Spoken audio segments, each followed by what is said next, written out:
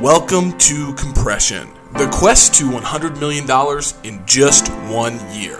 Join me, your host, Logan Freeman, in this one-of-a-kind interactive podcast experience where I am on a quest to compress 3 years of achievement and production into 12 months. And no, the answer is not to just work harder. I'm bringing you not only ideas and concepts that are complete at the theoretical level, but they're also effective at the applied level. Look, guys, knowledge is not power. It is potential power. Knowledge plus massive strategic action equals power. We're talking about strategy, systems, accountability, all in real time. This is Compression. You know, one of these times, Jerome, I'm going to start off with some music. And we were just talking about this, but, you know, this is an interesting concept that I have been flirting around with, right? We talk about the Triad. We talk about Tony Robbins' Triad a lot. You know, change your physiology, change your focus, or change your language. And so language and focus are two kind of abstract ways about going on around, you know, changing the way that you feel. But your physiology, getting moving, listening to music, doing some meditation, all of these things are a theme that you're going to hear in today's podcast. So welcome to another episode of the Compression Podcast, where Jerome and myself are on this journey together of compressing time, using leverage, mental models, principles, and we're trying to get to 100 million. So this week, the episode is going to be labeled 28.8. So if you were following around last week, we were at 24. We jumped 4.8 million in a week. And we've got some big jumps coming here pretty soon. So obviously we're tracking in the right direction. And I got a lot to talk about today. And the theme is going to be growth. Life begins at the end of your comfort zone. I have that on my fridge, and I've had that on my fridge for about 4 years now. My wife doesn't really like that magnet, but I keep finding it when she puts it in the drawer, and I put it right back up there on the fridge. And so, you know, the intentionality for me this week, I knew it was going to be a tough week. I knew we were coming in and we were going to feel a little uncomfortable. It reminds me of the week we were talking about sandpaper. You know, we had to get a little gritty. As FTW continues to grow, I am taking on the leadership role of setting a theme of an intention for the week. We're talking about company culture here. We're talking about mindset. And so I've been listening to a lot of these types of podcasts, of videos, reading a lot on this. And, you know, I'm obsessed with a guy that you put me on game with, and his name is Marx Acosta-Rubio. And, you know, Marx is an interesting guy. He's one of those guys that had massive success, Hollywood, hanging out with the actors and the actresses, the big name guys, driving the convertible down the Hollywood hills. And then he lost it all. And then he rebuilt it back in a way that was very intentional. And you know, I know that you have a little bit of a qualm with Marx, as he doesn't get super deep sometimes. And, you know, frankly, I've really enjoyed just the way that he has positioned the message. The message is the same. We've talked about it for months, for a year on the podcast. And, you know, frankly, it's just hitting me at the right place at the right time. And I was having lunch with an investor who was in town earlier this week. I said, look, man, and he just got into personal and professional development. He's 40 years older than me, 35 years older than me. And, you know, but he just started reading, you know, mindset, just started getting into multifamily. And we just, you know, I just mentioned the fact that all of the books, Think and Grow Rich, Awaken the Giant Within, there's a lot of the same messages, but they're packaged up in a different way. And that's okay, because depending on where you're at in your life and what you're going through, that message will resonate with you differently. Perfect example is Greg McKeown, who I just found out after talking to another investor, wrote a new book, but he wrote Essentialism. And Essentialism is a great book, but it's very similar to The One Thing from Gary Keller. But Gary Keller takes a very pragmatic approach to it. Essentialism is a little more art of living, a little more fluid with everything. And so that's a prime example of the same message, two different books that have hit me at different parts of my life and impacted me in different ways. I'm excited about reading his new book. It's called Effortless, Getting the Right Things Done with Little Time or something like that. Super stoked. It's on the way. Thank you, Amazon, for that. So the theme this week, man, is all about growth. Life begins outside your comfort zone. And so the question that I posed to the group, to myself this week, is how are you becoming more? What will you do each day to become a better version of yourself? The real secret to success is not having more of what we want in our lives. It's not about doing more. It's about becoming more. And I will end the episode with a great quote from the great Jim Rohn at the end of the episode. So stay tuned for that. But as you can see, closed 5 deals in 1 week. 5 deals in 1 week. I'm not even counting the deal that we closed yesterday because I have a different plan for that next week. But 5 deals, 1 week, $4.8 million. And that was a lot to get through. It was a lot to handle. It was a lot to manage. And if you've been listening, you understand that I'm a real estate broker, but I'm also, obviously purchasing a lot of deals. And so there's kind of a time confliction a little bit. And I've been winding down the brokerage work, but everybody always says you got to stay diversified. You need multiple streams of income, and here's the thing. Yes, to an extent, but what is your central focus? What do you want to be known for? That's what Jerome asked me this week. So what is it that you want to be known for? Sure, you can be great at mindset. You can be great at strategy. You can be great at sales, and you can be great at team building. But out of those 4, which one are you going to be known for? And I always love my little text conversations with Jerome because we're always poking the bear. We're always getting underneath the water. If you think about an iceberg, that iceberg is miles long or miles deep underwater, but you just see that little bit up top. So we went deep this week, had me thinking about a lot of things. We talk about profit producing activities. We talk about those tying back to your most valuable priorities. And that's what I have been really thinking about a lot. Now, the other big piece for this week for me is on the health front, is getting my heart rate under control. Not just, whenever things get out of hand, what do I do? Use the Triad, sure. But how am I actually training my mind to control my heart in a way that will allow my blood pressure not to be high and for me not to be up in the 90s on average? And so I've been hot on transcendental meditation. You do a little research on this. Ray Dalio is a big believer and has said that's what helped him build Bridgewater. I got to imagine, with all the stuff I got going on, everything that you've got going on, Jerome, it's a lot. It's easy to get very stressed out. Times that by 1 million. And that's what Ray Dalio has overcome in his life. We're talking about Bridgewater, guys. We're talking about one of the biggest, asset management companies in the country. And the deals that he's putting together, the people he's managing is on a totally different level. If that guy and other guys are saying, hey, meditation is important, it's something you got to get into, it's something you got to understand, who am I to say no? I used to think all this stuff was wonky, and what really got me onto this was rereading, one of Hal Elrod's books, but this one's actually written by Cameron Herold. And it's The Miracle Morning for Entrepreneurs. The big reason I wanted to read it was to get through this vivid vision piece, which we talked a little bit about last week. I have not done that yet, but I've just gotten through Savers for the first time, really fully, and saying, you know what? Let me see if I can actually go through silence. Let me see about these affirmations, which I used to do, which I don't do anymore.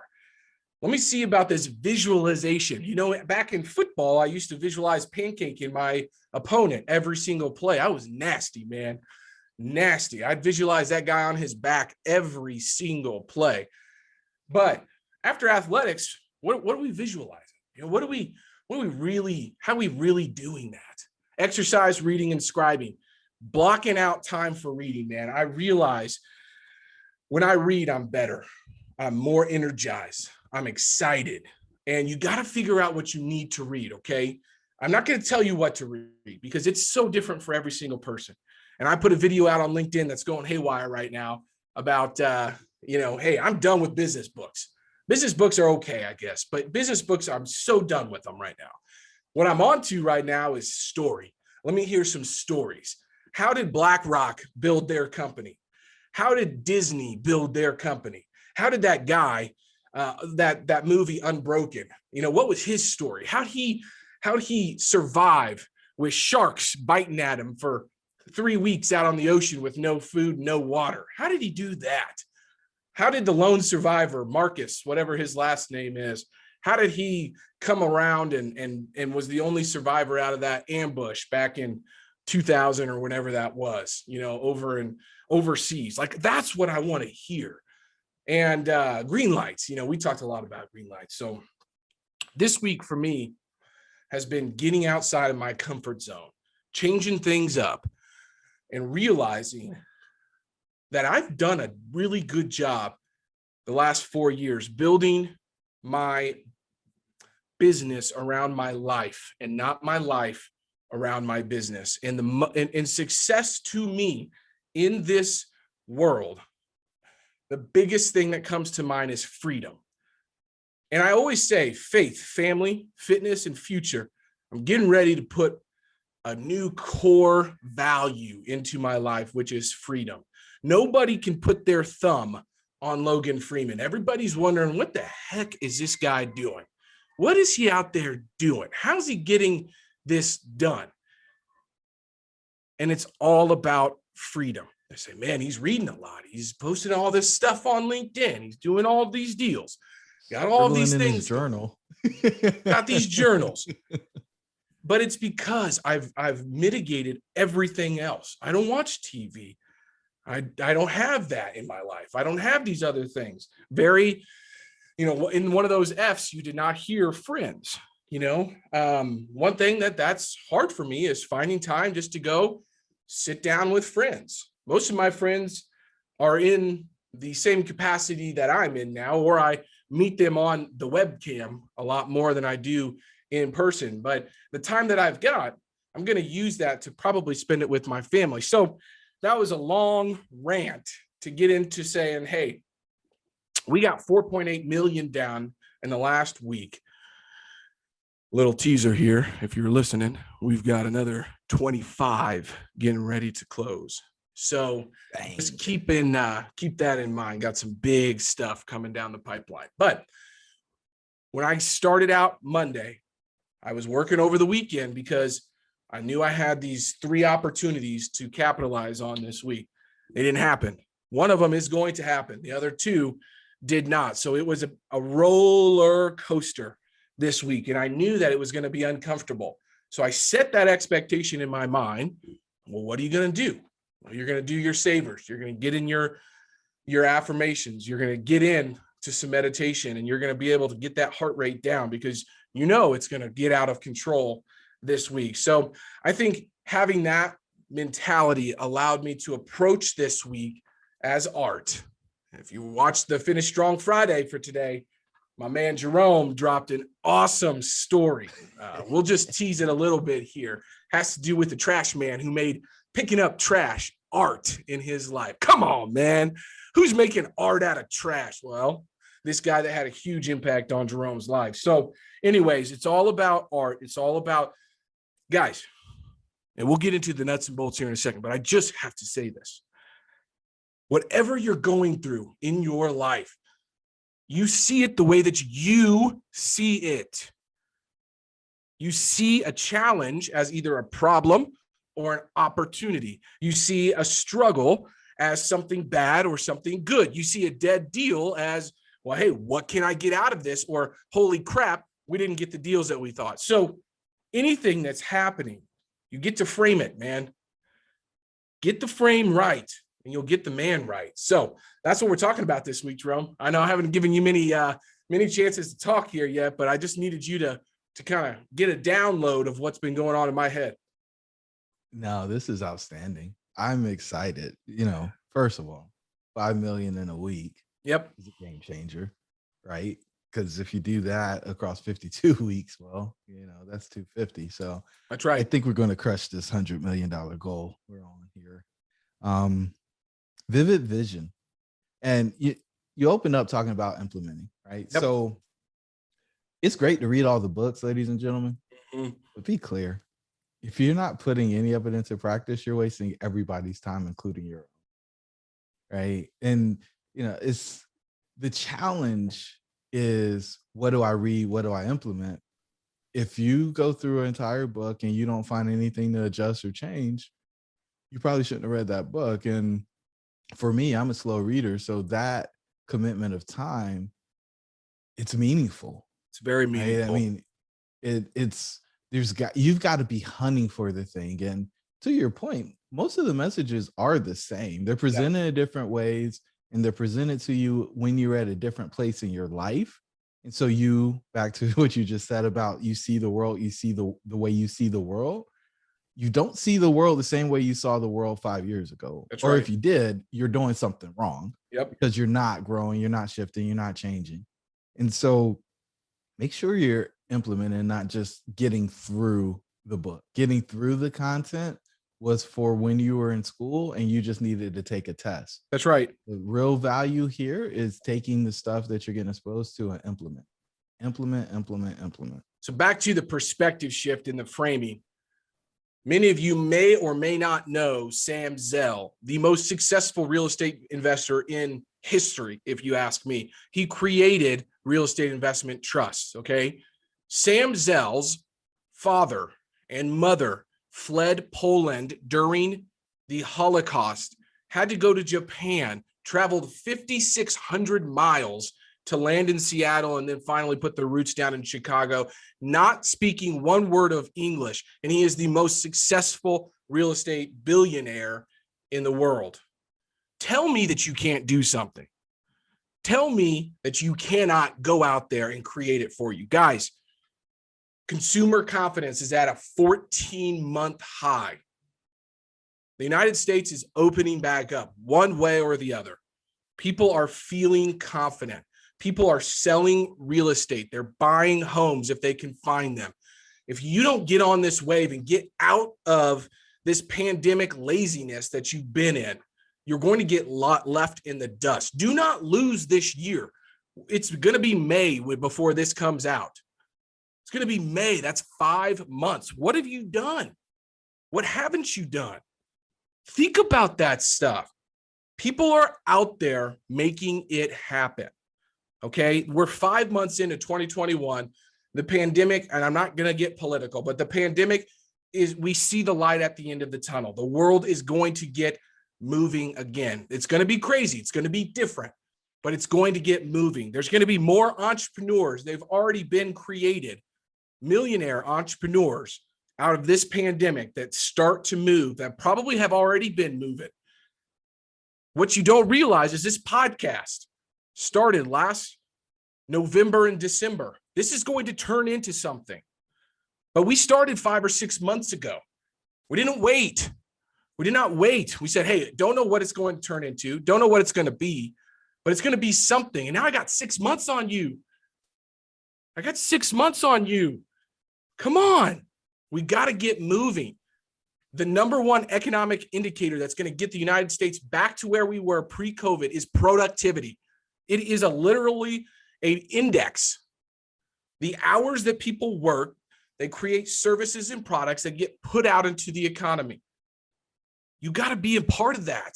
Go capitalize on this. Don't forget that the same Sam Zell, who all 18 of his cousins and 6 aunts and uncles were killed in the Holocaust. That same guy got that started here. Didn't speak a word of English. His dad didn't. He was a grain trader turned a jewelry maker. He traveled to 11 states to make it work for his family. Tell me, with a video camera, a Mac, and some screens, in this day and age that you can't go make something happen. I ordered a book yesterday. It was on my doorstep today. Come on. What are we talking about here? Find that sweet spot. You can do this. I'm doing it. I'm not that smart. I'm just taking a ton of action. Everybody can do this, but we have to band together. I want to be comfortable. I want to stay comfortable and get all the things that I want. That's a losing proposition. Then you don't get to bitch at me.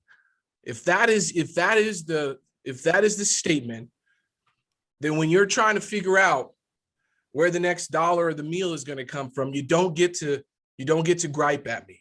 Now, all that said, a lot of different scenarios for everybody. I'm not saying it's a one size fits all, but if you're listening to this, you got a smartphone, you got earbuds, and you're watching this or listening to this, you got the capacity, the availability, the ability to go make something happen. Okay. We've created a 7-figure business, multiple potentially this year, 7-figure business in less than 12 months out of a pandemic. I'll say that again. Multiple 7-figure business out of the pandemic because we saw an opportunity. Utilize the last 7 years of what we've been trying to create and learn and put it into action, and pivoting and being very open and understanding that things change and you have to change with it. The world is changing. And this is my call to action for everybody to step up, take a little extreme ownership and start to take some action that is going to better your life. Because, as we continue to, we adopted Restart. FTW adopted Restart, which is a nonprofit that I sit on the board of directors for that's working to end homelessness in Kansas City. The stories that I get to hear from that, the work that people are doing, there's good people out there doing things. We still live in the greatest country on this planet, and there's a lot of opportunity out there. Reading Sam Zell's book, Am I Being Too Subtle? And Robert Igor, the guy that was the CEO for Walt Disney that started in the mailroom. Come on, man. These are all stories that happen. And you say, this can't happen to me. Yes, it can. Holocaust survivor turned the most successful real estate investor of all time. Holocaust, man. Fled Poland. Didn't speak any English. I got no excuses for you today, Jerome. I got no excuses. I can't have any excuses. The only excuse that I can have is that I didn't act on what I've learned. And that's internally. And that's why I've got this journal right here, tracking my activities every single day, trying to figure out, okay, what'd you do this week? What didn't you do this week? What was a win? What was a loss? I'm putting it out to you guys. Just raw, authentic, honest, vulnerable. It's all here. It's not easy, but we're giving you the tools that allow you to cope. Jerome's got his mental model. He's got a whole program. Reach out to him. Come on. He probably don't have any space for you, but if you he can't even get into this thing, man. He can't even get in.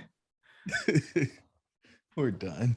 So, all right, man. So I wanted to talk about that. That was a little off the cuff, but it's just, reading these stories. It's just, it's so inspiring. And, where your focus goes, energy flows, guys. And you got to be careful not to put trash in, because all you're going to get is trash out.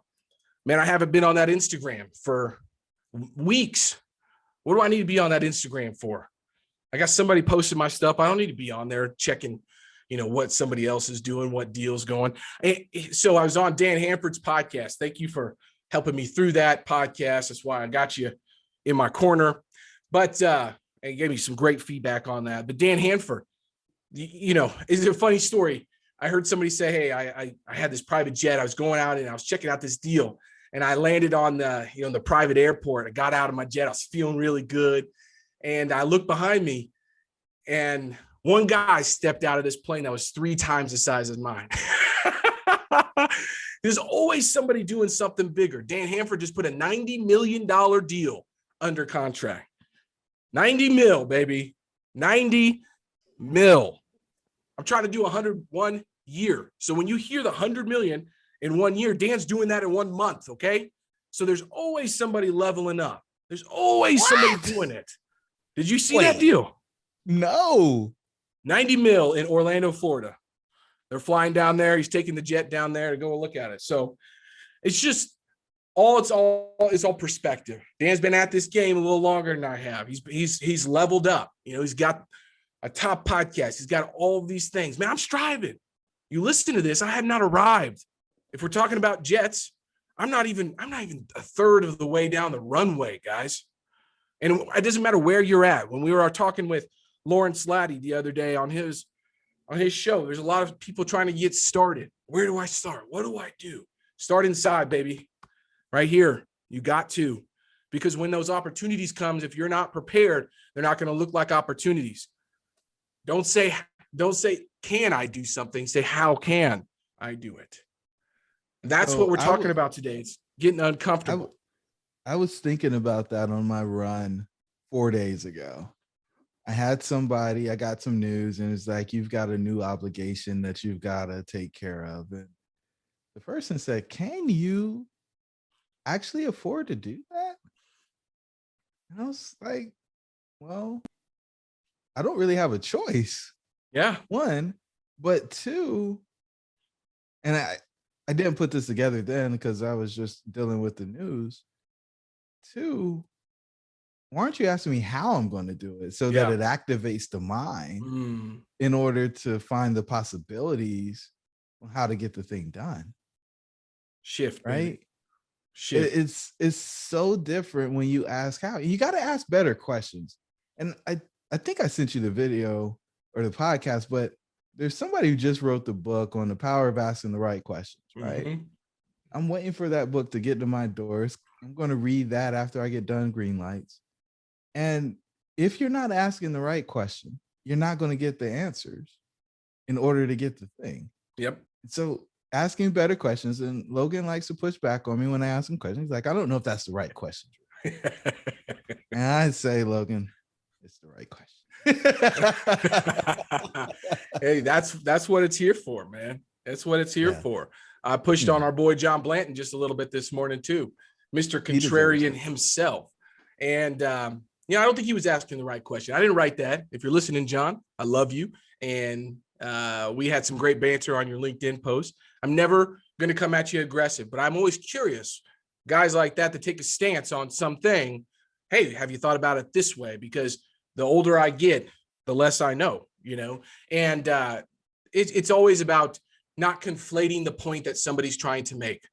Okay. I recently listened to Neil Bawa, Marcus Millichap's lead economist, Ryan Smith, who I am blown away by the way, and Hunter Thompson on Joe Fairless's debate about interest rates and inflation. And, one word that I heard was conflate. Well, I got to go figure out what that means. I don't know what that means. What is he talking about? Conflating. You're conflating those 2 points. But basically, a lot of times in life, we'll see somebody taking a stance on something, but then you take a different stance, but it's actually not talking about the same point. So you got to make sure you're talking about the right point. And that's all about asking the right question. And so that theme of Mr. Wayne Dyer being open to everything and attached to nothing is so true. But I have a question for you, Jerome. So I'll get through the wins here in a second. But before I do, because I'm on a little roll here. I put a video out that actually went really viral in relation to a LinkedIn video. Got a couple thousand views. I haven't had that happen on a video in a long time. But I said there's 4 things that you can't outsource in a business: mindset, strategy, sales, and team building. And I knew the sales piece was going to get pushed back. I don't necessarily agree with that you can't outsource sales. But what I do agree with is if you can't sell, you cannot manage folks to sell. So you have to either know how to do it, or somebody on your team has to be an expert on that. And until that's the point, you can't just outsource it.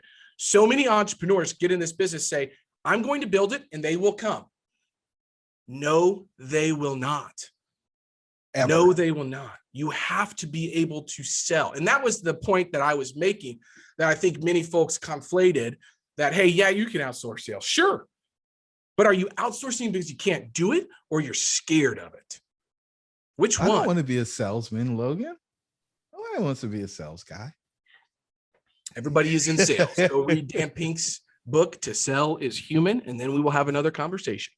So that was a piece that I wanted to ask you about. So the right question is, do you agree with those 4 fundamentals of a business? Meaning, if you're the owner, you're driving the ship, you should be focused on strategy, mindset, team building, and sales. There's a piece that I think's important that's not here explicitly, and it's probably because it's one of the easier things to outsource. And there's a process that happens before you get to sales that is not sales, that everybody needs to understand, because traffic is the game. Yes. Right. My man Carl Sona says, if they don't know you, they can't flow you. I don't think he's the originator of the quote, but he's the last person that said it. Yep. And it gave me a big old grin when I saw it. And so you've got to get people into whatever your funnel is so that you can offer them your solution to their problem. Mm-hmm. And so this goes back to the sales piece, right? If you're actually doing what you're supposed to be doing, you're not selling anybody anything. Right. You're offering to help them solve their solution or solve their problem. And they have a problem that people are willing to exchange something with you in order to get your help in solving it. So the marketing piece, that I think that's extremely important, because you can have great mindset, you can have great strategy, you can have somebody who's a closer from a sales perspective, you can have an amazing team, but if you don't build the awareness, if people don't know who you are, you have nothing. And I experienced this firsthand because I spent 0 time on the polish in the beginning. Yeah. It was all about making sure that I had the best mousetrap in the country. And my mousetrap was going to solve the problems for everybody who came in, and they were going to be able to do things that they never saw themselves doing. Yep. Or they didn't know how they were going to do. And so then I saw over and over again, I actually had a great conversation yesterday afternoon with somebody who said, dude, it doesn't matter who's got the best deal. It doesn't matter who has the best operations. All that matters is who has the best marketing. Boom. And I said, but, and I realized this probably 10 months ago, it made my stomach hurt when I realized that people who have the best marketing were always going to kick my butt. Yep. And we're always going to have bigger influence and bigger impact, in the way Logan talks about it, magnitude and multitude. That's right. They were always going to have that. And it was up to me to level up. And I still remember sitting in the front of Dave Lindahl's mastermind, and Dave looking me dead in the eye and saying, Jerome, if you don't figure out digital marketing, your business is going to fail. Yep. And I took the deep dive on it to figure out how to get a lot of that stuff done, right? But the marketing piece is something that can be outsourced, but there are so many people, and there's marketing agencies just like they're coaches. Yeah. There's a bunch of people selling snake oil. Mm-hmm. You're not going to get results from what most people are pitching. And so that's why you got to have the strategy piece. And maybe you can create your own marketing strategy, but I don't think most people actually understand the whole marketing and branding to get to the place where somebody shows up and they're a qualified lead for your salesperson to talk to. Yep. So what I have found in this business, and I think it's probably rings true in all businesses, is strategy sells, and it is very easy to charge a lot for strategy. Somebody's going to give you strategy. They probably don't implement as well. Okay. So there's implementers and then there's strategy. Finding a group that does both of those is hard to find, because you sell a strategy, then you have to implement that strategy. If it doesn't work, strategy is wrong. So you'll find people selling a bunch of strategy packaged up that looks really good, but then you got to go figure out how to get it implemented. Yep. And those disconnects is what happens. People get disconnected between that. And unless you take the deep dive, like Jerome has, like I have, and understand the connection between the two, you're going to waste money, time, effort, and energy. So there's two pieces to the sales and the marketing piece. You got to have the right strategy, but you got to find somebody, or you got to become that implementer, at least enough to understand, hey, that the strategy that I just got sold is not connected to the actual implementation. So find somebody that can do both, then you'll find a good partner. That's what I look for. The way I describe this, Logan, is you are looking for a tour guide, not a travel agent. Mm-hmm. Most people enjoy being a travel agent. And this is no different than all the folks out there that just want to raise money for deals and aren't actually operators. That's right. Right. Hey, you should put your money with this operator. Mm-hmm. And I'm going to charge you because I did the due diligence in order to say that this is a place where I should recommend you. It's no different than being a travel agent. Yep. Sorry. Versus, hey, come into the FDW masterclass, yep, get educated by us, and then see our operations vertically integrated. That's right. Full control of the resources, growing the staff. You want to be with a tour guide. Yep. So when you go on this journey, you know that you're not just going to be left out there. It's a game changer. It is a game changer. Okay. Thank you for that. Hopefully that hit home for folks. Talking about some wins this week. Obviously, closing 5 deals is huge. We've got some new deals in the pipeline. I'm working on them. The savers, silence, affirmation, visualization, exercise, reading, and scribing. Go pick the book up, guys. It's $10 and can change your life. 10 pages a day. All right. I know Jerome is on the 10 page a day program, and I've been trying to get on the 10 page a day program as well. Meaning just reading 10 pages a day. You know, don't try to do more. Just try to get started with 10 pages a day. Then you can habit stack on top of that. Heart rate's down. Heart rate's down. Feeling good. Feeling real good. Feeling healthy. You know, last week I wasn't feeling so healthy, but then it transferred over to my wife, and took her a week and a half to get over. It took me 3 days. Okay. So feeling healthy. Patience with Taylor and the kids, man. This meditation, the slowing down, looking at life like art, looking at all the crying, the tantrums, the diaper changes, the poop, the diaper cream, everything. My wife, not feeling as connected, all of these different things, created patience with Taylor and the kids. Had our first date night with a new babysitter, not new, but pre-COVID babysitter. So, and she's becoming a doctor here in Kansas City, and she's going to be a great resource for Taylor and I to get our weekly date nights in. So we went to a sushi restaurant. Not a big sushi fan, but my wife is. And so let's go get some sushi. Sat in this table that was like in the ground. So we sat in the table in the ground kind of scenario. The table was a cool experience, man. It was a really cool experience. Went and got some ice cream and a cookie afterwards with my beautiful wife. And I haven't seen her smile like that. And look, the way she's looking at me right now, she'll never listen to this. So I could probably say, hey, sweetheart, I got 5 mistresses on the other end. She still would never know, but I obviously do not have that. But the way that she's looking at me right now is the way that you want your wife looking at you. Superhero husband. It takes a lot of work, a lot of patience, but we're getting there. Views on social media. Whoo, man, oh man. I'll put up a post like, man, I put one up the other day. I was like, whoo, yeah, I'm ready for this one to blow up. Nothing. Cricket. I put some. They pour water all over it. I put some silly video up of me after a workout. Putting my big hand up in there. 2,000 views. But I had multiple posts this week get a ton of views, which I'm really proud of. And those are some of the wins for this week. The losses. This is not enough white space, man. I don't have enough white space. I got my white space in the morning, but people are meeting. FTW's growing. I got people that I'm directing.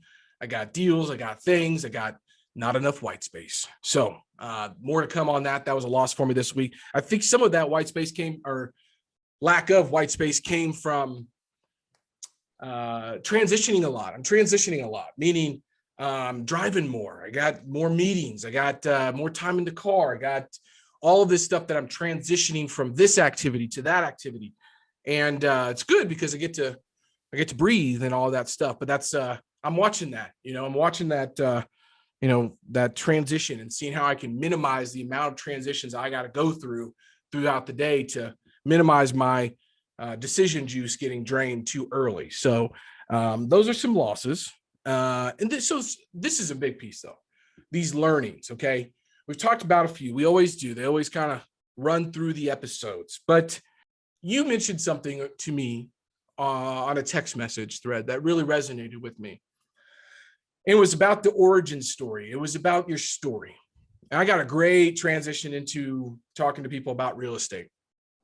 But I actually had a meeting with an investor in person here this week. And I realized that I have been creating value my whole life. And the first way I got started making money was I would buy cars. Okay. So I had a job, but then I would go buy a car. And if the car had a bumper that was hanging off, or maybe I would put a stereo system in it, I'd figure it out. I would add value to the car, and then I'd go flip that car on Craigslist. Then I got into motorcycles, started buying motorcycles, rebuilding them, painting them, solving the salvage titles, selling the motorcycle. Then I got into apartments. No, then I got into single family homes, did the same thing. Then I got into apartments. Now we're working on 300, 400 unit deals doing the same thing. But that transition story, whenever I said it, I didn't even realize I was doing it. In the meeting, light bulb went off, wrote it down in my journal. Go back to when you were 14 and buying cars from people, negotiating with cash, taking them home, fixing them up, putting them on Craigslist, and figuring out how to sell them and talk to people. Same thing with the motorcycles, same things with single family homes, same thing with apartment complexes. So I want everybody here to think about their origin story. What have you done in your life that you can parlay into what you're currently doing? Think about that. Go read Donald Miller's book, Story Brand. Use the brand, what's it called? Brand script. Use the brand script. Go listen to the brand script episode of Compression. We're implementers, guys. We're implementers.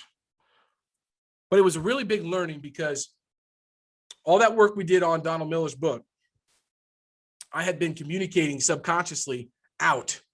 And then it was like, holy cow, it's ingrained in me. I just haven't been telling the story. So that was a huge learning for me. Reading is learning, man. Or reading is leading. Sorry. You got to read. You got to read. I can't tell people enough. You got to read. Breathing is a game changer. Focus on confidence. Okay. Here's a big one. We talked about sales a little bit. Okay. There's fundamental to sales, asking questions, all that stuff. Number one sales tip I can ever give somebody is you got to be confident. You got to be confident in yourself, your ability, and whatever you are selling. You got to be sold yourself before you can go sell anybody. Question I have for you from a learning that I wrote down. Are affirmations cuckoo? No.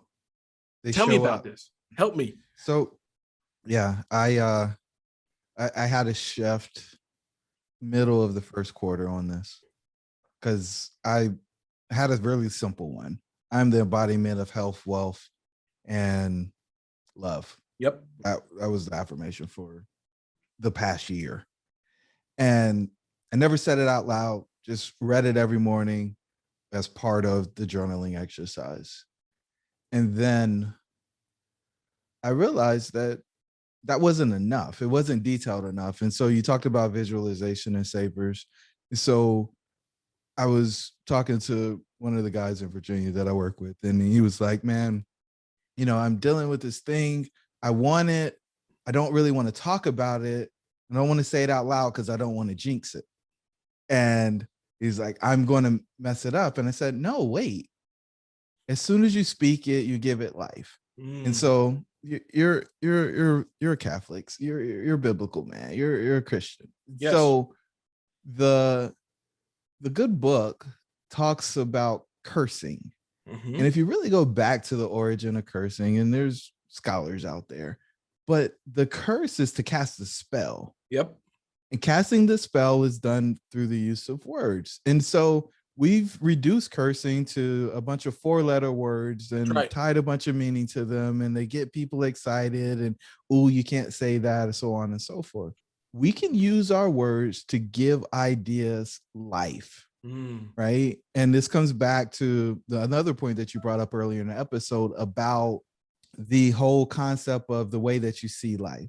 And so once you're willing to say something out loud, in a lot of ways, you have to believe that.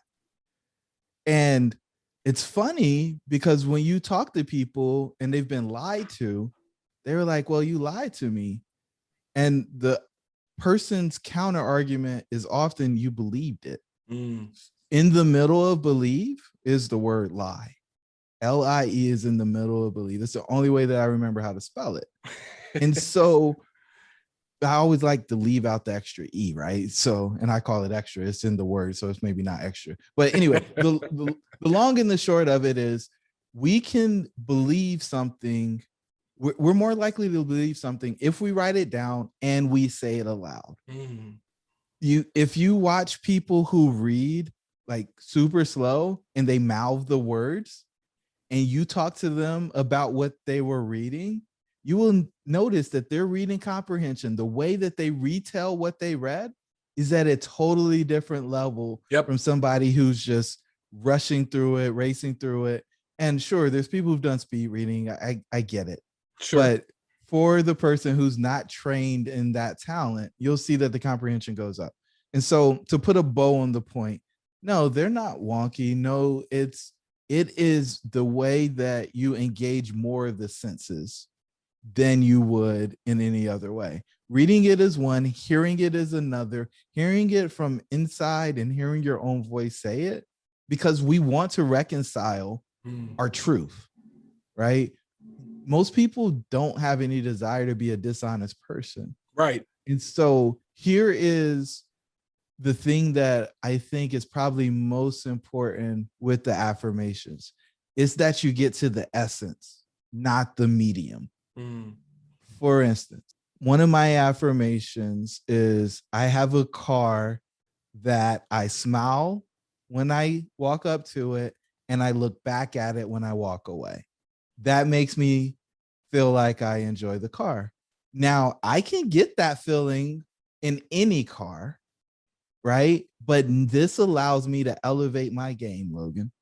It allows me to go to the next level. And so when I was looking at cars about a month ago, I was bartering the price. Well, why don't I just go get a $10,000 car? I didn't need a car. The car was fine. But why don't I just get a $10,000 car? And then, I'll have more money in the bank. It feels good because we were writing a check for this one, right? And then I thought about the affirmation. I was like, but a year from now, am I really going to look back at this car and smile if I buy that one? Yep. And so it changed. It allowed me to move to the next place. And then it was my ambition when I wrote the check and gave it to them to replace the money as soon as possible so that there was no negative feelings associated with the exchange. Got it. Big takeaway, use words to bring ideas to life, and you have to speak them. That's what I've been missing.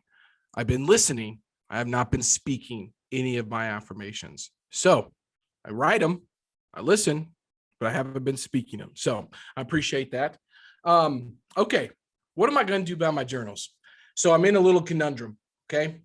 I transferred my productivity system from paper into Monday. And so I no longer need to write down my tasks because they're with me on my phone, on my 4 computers in my 3 offices that I have. And I'm like, okay, what am I using the high performance planner for? I am not reviewing at night with that planner. I am not going through the mindset things because I was writing the same thing down every single day. I'm looking at my schedule, which is being cleaned up and more efficient. Instead of having 4 calendars into one, I'm getting onto the calendar because Jerome keeps telling me if it's not on the calendar, it's not real. So I've been making that shift. So I'm trying to figure out, okay, I got the intentional day journal. That helps set my goals, annual and quarterly goals. It also helps me figure out what I need to figure out for the week and my habits. So that's all in the intentional day journal. I love that system. But the high performance planner is not bringing me as much value right now. I'm trying to figure out, and I'm not looking for an answer yet, but this is a learning. So I'm always open to everything and attached to nothing. Is there a different journal that I need to work on and actually just writing, right? Like, actually journaling, because most of my journals are effectively, for efficiency and effectiveness, not necessarily just free flow writing. I did pick up the Daily Stoic Journal and I have not used it. I read it and I'm like, yeah, I don't really know what I'm doing with this yet. So a learning for me this week is, since I shifted my productivity system online so I can attach people and delegate things in a better way, I've had less need for my high performance planner. And I'm just trying to figure out what that looks like on a go forward basis. So stay tuned on that. But I'm happy to, entertain any ideas or thoughts you have on that right now, Jerome. Yeah, I've said it before. I'm going to keep saying it. We need the compressor. We need the compression journal. Okay. Well, you heard it here first. We will put that on the projects list to do. And I love that idea. So if there's a way that I can create a journal that helps you set your annual goals, quarterly goals, weekly goals, but also has a little productivity in there. Maybe it is already out there, but I know nothing has the thread of the compressor analogy, and there's nothing there. So great idea, and stay tuned on any changes there. We're going to finish out strong here, guys. We got 4 minutes left. One learning was, do not go from the loudest to the latest. I'll say it again. Don't go from the loudest to the latest, meaning you cannot just be running from here to there, to the loudest thing, to the latest thing. You have no intention about what you're going on. You have to put boundaries on things. And my boundaries are getting thicker, wider, bigger. People are, trying to get to me. It's hard. Hey, why aren't you responding? What is going on? Why can't I? Hey, faith, family, fitness, future, freedom. Where are you at in that? Nowhere? Okay, bye-bye. So there, you gotta go to the priorities, not from the loudest to the latest. Last thing from a learning that I heard on a podcast this week, you can't change people, but they can change themselves. Yep. You cannot change people, but they can change themselves. One thing my mom told me early on is, Logan, do not ever think that you can change somebody. And that was from her relationship with my father. I heard this and it just was like a light bulb. You can't change people, but they can change themselves. So what am I doing on a regular basis to help other people change themselves? Because I do not want to force myself in there. We talked a little bit about that last week with Taylor, but that quote summed that up very, very well. I have one extra. We didn't get to talk about this much. But if you are an entrepreneur, solopreneur, somebody building a business, V2, GP2, vision, values, goals, principles, got to pay the price. If you want to learn more about that, go check out my guy, Jerome's guy, Marx Rubio. I'm not going to take that. That's straight from him. But we talk a lot about this vision. There's more to come here on this vision piece. I have not got into the vision, vivid vision piece yet, but I'm going to be casting some big visions here very, very soon. Very proud of this week. 4.8 million, close to 5. Got another big week next week. Yesterday, we closed another 47 units that appraised over. The rents are already $95 higher than what we even have in our model. Debt came in at 375, 50 basis points lower than we thought. Just got it closed on time, just oversubscribed. It was just a beautiful work of art. The Wyandotte Apartments is going to make our investors a ton of money. We have a lot coming, okay? The world is getting tighter out there in the commercial real estate world. If you're not a commercial real estate person, you can sign off now, unless you want to hear the quote, because it's a game changer as well. But I will give my 2 cents. Wait. before you do the quote, when you go from the loudest to the latest, you're letting other people set your priorities for you. That's right. 100%. Go ahead. It's going to be more difficult as the world gets back to whatever new normal we've been talking about to be successful.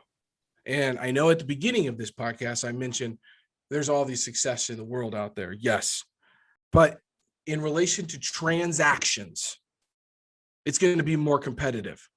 So all you can do is become better. You have to be better. There's going to be more people in every marketplace here very, very soon, if they're not already flooding it. It's going to happen. Nobody is still waiting for the free lunch. We'll say it that way. Nobody's waiting for the free lunch. And if you are, it's going to be very difficult to succeed. All of the opportunity in the world, but it's going to be very competitive. So the only way you can set yourself apart is to become more. And I just wanted to lead into the quote for this week, which is from the late, the great Jim Rohn. If you haven't listened to him, just go listen to one of his audios. His voice is absolutely wonderful. White-haired guy, crazy story, has had so much impact. I hope I have a legacy, in my own right, like a Jim Rohn at some point. But he said, your level of success will seldom exceed your level of personal development, because success is something you attract by the person that you've become. Pretty soon, you'll hear a Finish Strong Friday episode talking just about how to become magnetic. I am now to a point in our business that I open my inbox, I open the LinkedIn, I open the text message, I see the voicemails. There is magnetism happening. Victor Menashe wrote one of my favorite books about capital raising. It's called Magnetic Capital. You have to be a magnet. And whatever choices you're making in your life is directly correlated to what you're attracting into your life. Magnets work both ways, guys. You can either be magnetic for the wrong thing and repel the right thing, or be a magnet for the right thing and repel the wrong things. And I hope that the Compression Podcast allows you to start attracting the right things into your life. Jerome, that is the quote. We're going to stop right there unless you have any parting thoughts for today. No, my brother. Appreciate you. This is exciting. And I can't wait to be at $50 million. It's working, guys. Follow the protocol. We appreciate you listening in on a regular basis. Still haven't heard from anybody. Maybe I have. Maybe I need to check one of my other inboxes. But if you want to hear something specifically, if you want us to cover something, you have any questions, we're accessible via LinkedIn, compressionpodcast.com. Help us become a top podcast for a long time and potentially wait for the Compression Journal maybe in the near future. Jerome, I appreciate you, man. Till next time. All right. Soon. Hey, compressors, if something you heard struck you, made you feel a little bit uncomfortable, good. Head on over to compressionpodcast.com. And then you can also subscribe wherever you listen to your podcast at. If you feel inclined to, please leave us a review. It's obviously helpful. But instead, I'm going to call you out today. I'm going to call you out and make sure that you do your part, sharing this message by sharing it with one person that might need to hear what we talked about today. Be great. Nothing else pays.